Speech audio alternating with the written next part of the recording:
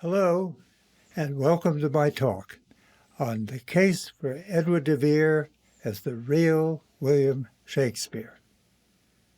It's the Shakespeare Authorship Question that I have found fascinating for the last 35 years. I hope you'll find it as intriguing as I have. But before we begin, it's critical to note that the family name was not Shakespeare. The most common spelling of the surname in the official Stratford records was Shakespeare. There are 16 different spellings in the London and Stratford public records. There are 30 entries in the Stratford Holy Trinity Church's christening, marriage, and burial records of the Shakespeare family. The entry for Will's daughter Susanna's christening in 1583 was the only instance in which the name was randomly spelled Shakespeare. However, when she was married 24 years later, her maiden name was recorded as Susanna Shakespeare. The Holy Trinity Church's current website, apparently bowing to commercial expedience, simply changed the spelling of the family name to Shakespeare. However, the record states that Will was christened on April 26, 1564, Gulielmus Filius Johannes Shakespeare, not Gulielmus Filius Johannes Shakespeare. And he was buried as Will Shakespeare Gent, not Will Shakespeare Gent, as so stated on the website. Stratfordians modernized the spelling and conflate it with the author's pseudonym. Now, some terminology and helpful clarifications. The distinction between the two persons in the Shakespeare Authorship controversy. William Shakespeare, 1564 to 1616, the reputed author from Stratford-upon-Avon, is also known as the Stratford Man, Stratford, Shakespeare, and sometimes simply as Will.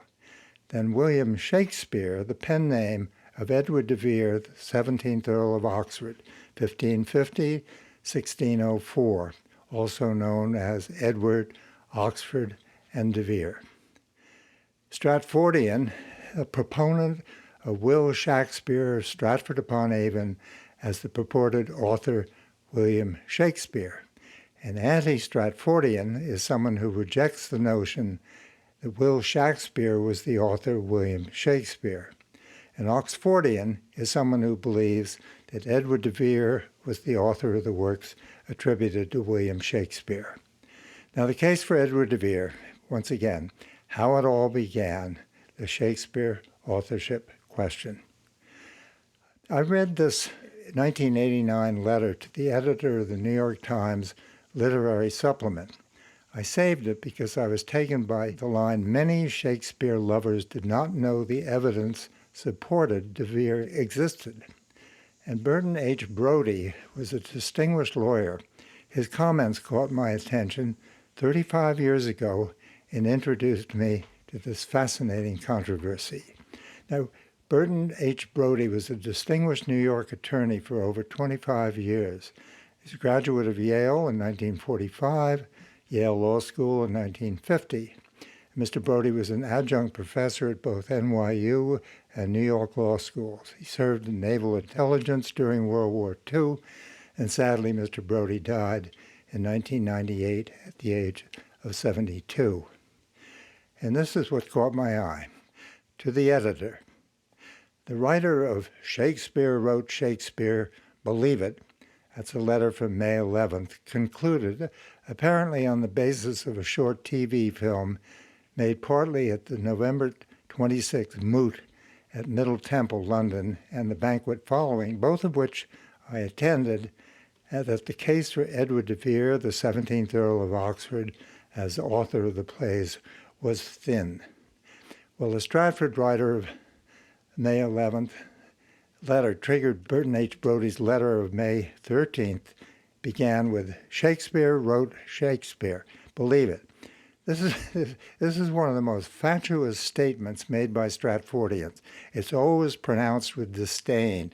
All they're really saying is the man who wrote the plays and sonnets wrote the plays and sonnets. Since they believe that the Stratford man Was the poet, playwright? What they should say is Shakespeare wrote Shakespeare. Okay, Burton H. Brody's letter to the editor of the New York Times literary supplement in 1989. This was the critical statement. The evidence supporting de Vere, however, was not thin. The works of J. Thomas Looney, Shakespeare Identified in 1920, and Charlton Ogburn, The Mysterious William Shakespeare, The Myth and the Reality, 1984, to name two of the most brilliant and comprehensive studies of the subject. They alone provide thoughtful people with sufficient data and analysis to cause the most resistant and interested truth seeker to adopt the Earl's cause. I immediately bought Ogburn's book and delved into the fascinating controversy. I was intrigued to learn that Edward de Vere was a perfect match for the author of the Shakespeare canon. I was impressed by the foreword written by David McCullough, who was certainly one of the most respected historians of our era. David McCullough, 1933 to 2022, twice received the Pulitzer Prize for Truman and John Adams, and twice received the National Book Award. He was the recipient of numerous honors and awards, including the Presidential Medal of Freedom, the nation's highest civilian award. And David McCullough stated in his foreword, "The strange, difficult, contradictory man who emerges as the real William Shakespeare, Edward de Vere, 17th Earl of Oxford, is not just plausible, but fascinating and wholly believable. It's hard to imagine reading the book with an open mind ever seeing Shakespeare or his works in the same way again." So who was Edward de Vere? He was born in Headingham Castle. It was built in the 12th century and was the seat of the de Vere family for over 500 years. Edward de Vere, the 17th Earl of Oxford, was born April 12, 1550, in Headingham Castle, located in Essex, England. His father, John de Vere, loved theatrical productions and funded an acting troupe known as Oxford's Men. When Edward was 11 years old, Queen Elizabeth visited the castle for several days and evidently was enthralled by the revelry and theatrical performances given in her honor. Perhaps this event was the beginning of the young Earl's interest in the theater. The young Earl was afforded a comprehensive classical education. From the age of 4 or 5, his principal tutor was Sir Thomas Smith. Smith was a Greek orator at 20, Regis Chair of Civil Law at Cambridge, Provost of Eton College, and a member of the Privy Council. In addition to Greek, Latin, French, and Italian, the rigorous curriculum included the study of writing and drawing, art, ancient history, cosmology, dancing, horticulture, astronomy, and even medicine. When he was 12, Edward's father died. By ancient feudal law, the minor child of a deceased nobleman became a ward of the crown. So the young Earl entered the household of Sir William Cecil, Queen Elizabeth's most trusted advisor and the most powerful man in England. Cecil had enormous wealth and boasted an unrivaled library. The collection included many works by continental writers that had never been translated into English, but were often referenced throughout the Shakespeare plays. As a teenager, Edward was awarded degrees from both Cambridge and Oxford, and then at the age of 17, enrolled at Gray's Inn, England's premier college of law. When he was in his teens, de Vere began writing poetry, skits, and plays for the court. Now, I was a fine arts major at Middlebury College, and Kubeta's Shakespeare was a popular course. Professor Paul Kubeta was also the director of Middlebury's Breadloaf Summer School of English. I wrote to him when I read Charlton Ogburn's The Mysterious William Shakespeare to see what he thought. He cordially responded on January 26, 1990, and listed the standard books by E.K. Chambers, 1933, G. Bentley in 1961, P. Quennell, 1963, Schoenbaum, 1970, and stated, Well, they're all okay, but repetitious. Since facts and documents are few and nothing new has been discovered for generations, the fact of the matter is that unlike political or historical figures, there's nothing available to give what we would today consider a biography.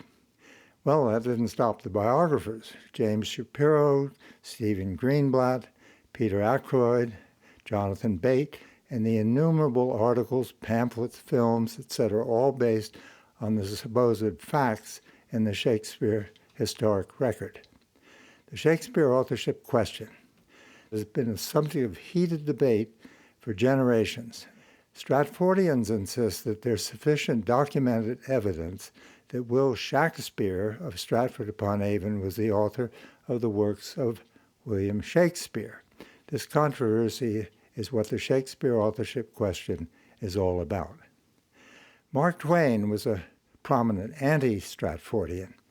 So were Walt Whitman, Henry James, Sigmund Freud, Benjamin Disraeli, William James, Sir John Gielgud, Clifton Fadiman, Orson Welles, James Joyce, Ralph Waldo Emerson, John Galsworthy, Oliver Wendell Holmes, Charlie Chaplin, David McCullough, 5 Supreme Court justices, and the list goes on. Now, Mark Twain and the Shakespeare Authorship Question. Everyone knows that Mark Twain was the author of Tom Sawyer and Huckleberry Finn. Not everyone knows, however, that Mark Twain was a pseudonym and his real name was Samuel Langhorne Clemens, born 1835 and died in 1910. Even fewer people know that he was an ardent devotee of William Shakespeare. But Twain never believed that Will Shakespeare of Stratford-upon-Avon was the author William Shakespeare.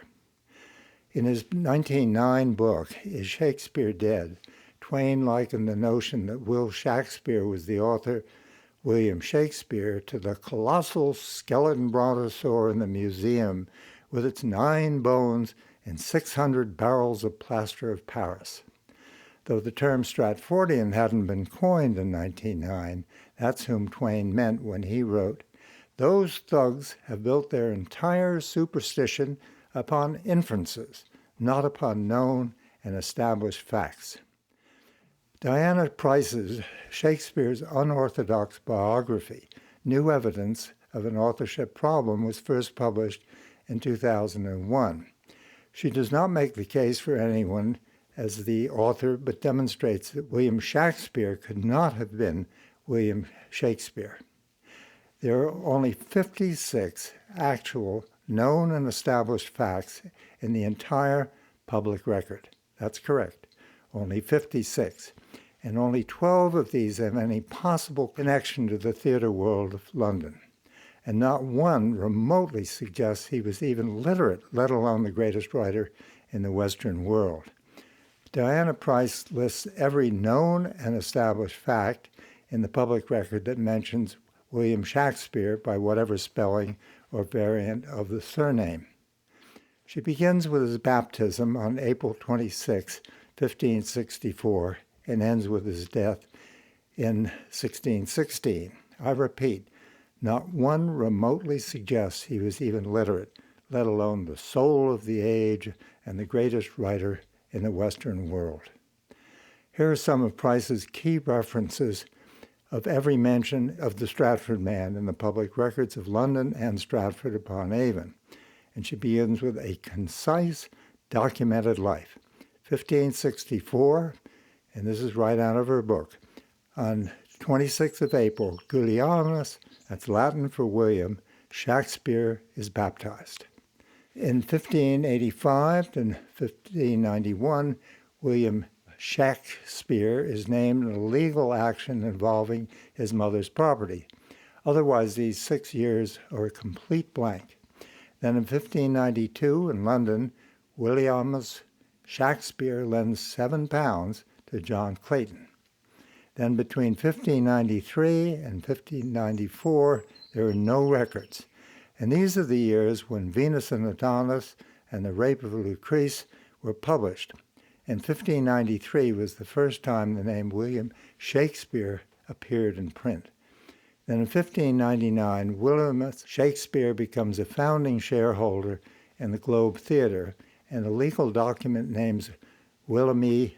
Shakespeare as one of the theatre's occupants. Two documents name Richard Burbage and William Shakespeare, Gent, as occupying the Globe. The first of his purported 6 extant signatures appears on his deposition, and that was spelled S-H-A-K-P, 1612.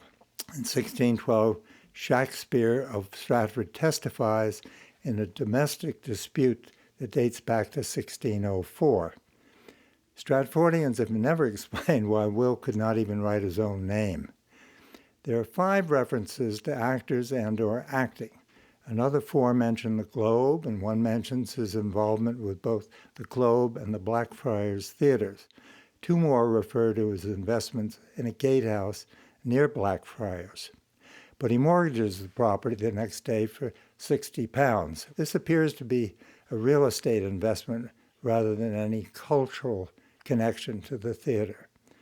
Now, in 1613, William Shakespeare of Stratford-upon-Avon invests £140 in a gatehouse near Blackfriars Theatre, and he mortgages the property the next day for £60. These documents are subscribed with a second and third of his 6 purported extant signatures. The second and third of his 6 extant signatures. Now, if you can get Shakespeare, it's spelled S-H-A-K-S-P-E, possibly with an R, and then Shakespeare, and that's that. Now, Shakespeare's will in 1616, fellow actor shareholders John Hemmage, Richard Burbage, and Henry Condell are left money with which to buy mourning rings. And Shakespeare's last 3 of his 6 purported extant signatures are on the will. These last examples of Will Shakespeare's purported handwriting all are on legal documents. No 2 are alike, and there's evidence that the signatures were made by clerks, not by Will himself. And besides these 12 references that show a possible connection to the theater or acting, there are 8 that are standard records of birth, death, marriages, 11 are for real estate transactions, 5 are notices of tax delinquency, 9 report money lending and suing debtors, 11 are a mixture of miscellaneous items such as hoarding grain during famine, rents lodgings from Mountjoy family in Cripplegate, and receives 10pence for a load of stone. Now, the last of the known and established facts, 1616, on 25th of April, Stratford Register records the death of Will Shakespeare, Gent, and he's buried in Holy Trinity Church. Diana Price ends with, and that concludes, the historical trail left by William Shakespeare during his life. Now, the 12 recorded known and established facts are Twain's 9 bones in his denigration of the Stratfordian literary brontosaur. So who was the real William Shakespeare? That is the question. E.J. Codd, Jr. of the New Yorker noted that Shakespeare scholar Richard F. Whalen, quote, invites us to accompany him on a stimulating search for answers. In his 1994 book, Shakespeare, Who Was He?, Whalen wrote, even more striking is the total lack of any references during his lifetime to Will Shakespeare as an author in any letter, notes, essays, diaries, or any written communication by his friends, relatives, neighbors, or critics, whether in London or Stratford. The record is silent. There are innumerable references to William Shakespeare, the author, but not one of them ever links the author to Will Shakespeare of Stratford, or indeed any identifiable person who was alive at the time of the reference. Now, here's something to ponder. The notion that Will Shakespeare of Stratford-upon-Avon was the author of the Shakespeare canon was not imagined until 7 years after the Stratford man died. In his introductory verses to the first folio, Ben Jonson praised the sweet swan of Avon. And in a separate poem, Leonard Digges referred to the Stratford Monument, or monument with an I, archaic collection of documents, not necessarily a physical monument such as a stone statue or a building. Stratfordians claim these two quips combined to prove the connection of this Avon and Stratford Shakespeare, but Jonson never mentions either Shakespeare or Shakespeare by name. Mark Twain's view on the subject is unequivocal. As far as anybody actually knows and can prove, Shakespeare of Stratford-upon-Avon never wrote a play in his life.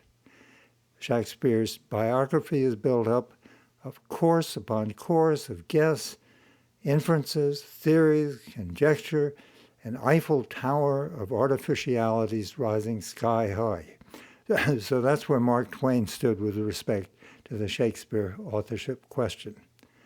Stratfordians remain entrenched in their conviction no matter what persuasive new information is presented from the other side. And that's why the Shakespeare authorship question is so intriguing. And that's why there's an ever-increasing number of newcomers to the subject who are curious to know what all the fuss is about. Something seemed to happen in 2020. Not only was it the centennial celebration of the publication of J. Thomas Looney's Shakespeare Identified in Edward de Vere, the 17th Earl of Oxford, but it was also the year COVID hit. Suddenly there was a wave of interest in all kinds of subjects that people decided to explore in their COVID isolation, the JFK assassination, Bigfoot, UFOs, etc. The intriguing controversy of who wrote Shakespeare piqued the curiosity of an ever-increasing number of Shakespeare lovers who were curious to know more. Many discovered the Shakespeare Authorship Coalition's declaration of reasonable doubt on the website doubtaboutwill.org. One example of this was a young woman named Phoebe Neer. She'd been described as an artistic force of nature. The White House honored her as a Presidential Scholar of the Arts. A newcomer to the Shakespeare authorship question, Phoebe explored the subject and became convinced the Oxfordians made the case for Edward de Vere as a real William Shakespeare. So she launched the Edward de Vere Truther Society. We're here, we're de Vere, get used to it. That's a strong message to the new generation of scholars seeking the truth. They predict that by 2030, this will become common knowledge. Here's a picture of them. We're here, we're de Vere, get used to it. The movement appropriately echoes the de Vere motto, vero nihil verius, nothing is truer than truth. Well, after 30 plus years as an Oxfordian, I believe we may be approaching a paradigm shift, a point where more people question the orthodox Stratfordian narrative and believe that Will Shakespeare of Stratford was not the author, William Shakespeare. Back to Burton H. Brody's letter to the editor, it still resonates today, where many Shakespeare lovers did not know evidence supporting de Vere even existed. Now, how I came to write this book. Our extended family gathered in our house for Thanksgiving in 2018. I took two of my younger grandchildren to the local bookstore, the House of Books. They made a beeline to the children's section where there was a selection of who was books. My grandchildren knew how much I admired Frank Lloyd Wright, so they gave me this book. They said, "Poppy, we know you also like Shakespeare, so here's Who Was William Shakespeare?" Frank Lloyd Wright book was an excellent elementary introduction to the noted architect. Alas, the Shakespeare book was anything but. In just one short paragraph, there was one probably and two may-haves. It was at this time that Will began to write. At first, he probably added lines to other people's plays. He may have reworked old plays to make them seem new. Will also had a very naughty sense of humor. He may have thought up jokes to make the audience laugh. I counted over 50 purported statements of fact that have no basis in any historical record.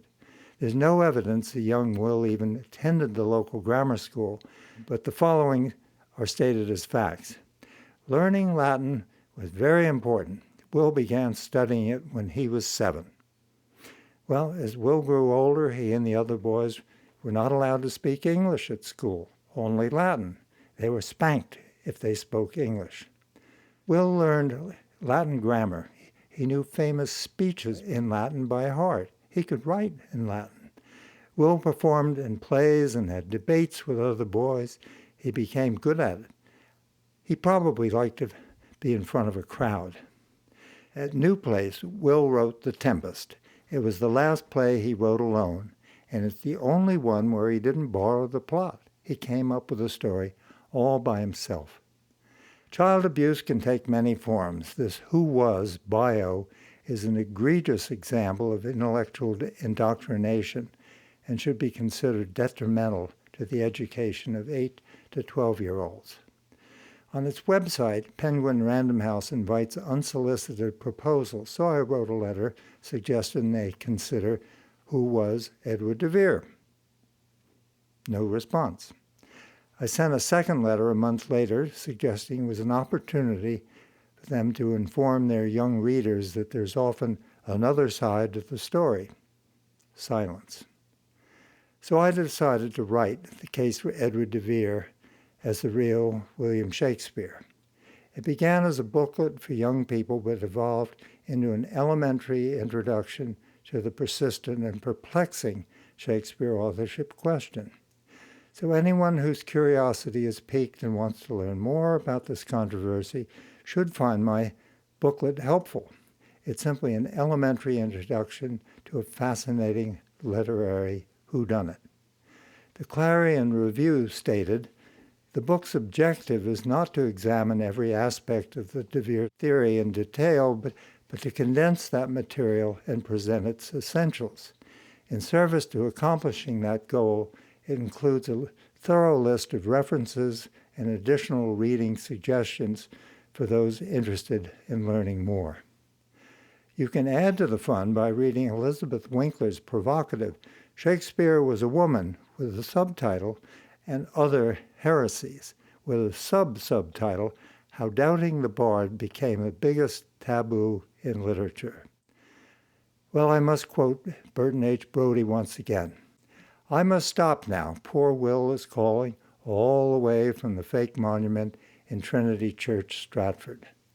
There's no question that the monument to William Shakespeare in the Stratford Holy Trinity Church is a fanciful representation of the poet-dramatist. The antiquarian Joseph Green arrived in Stratford in 1737 and was responsible for, quote, repairing and re-beautifying the effigy. The first record was a sketch made by Sir Dugdale, 1605 to 1686. He made the sketch in 1634, showing a man with his hands akimbo on what appears to be a wool sack, but no quill pen and no paper. And Sir Dugdale was a noted historian and the author of Antiquities of Warwickshire. Wenceslas Holler's engraving in 1656, 1730, and 1765 was based on Dugdale's original sketch, and there's nothing to suggest that this was a representation of a writer. And Nicholas Rowe used this image in his 1709 edition of Shakespeare's works. There are several versions over the next century, but the first time Shakespeare was depicted as a writer was in George Virtue's 1725 engraving.